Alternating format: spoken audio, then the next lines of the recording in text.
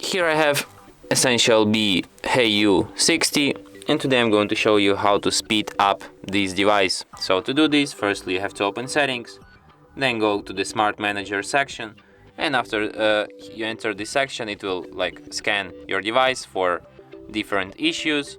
So after it scans, you will have this button Optimize, so just tap on it, and after that it automatically optimizes battery, cache, files, and all other features that could be optimized.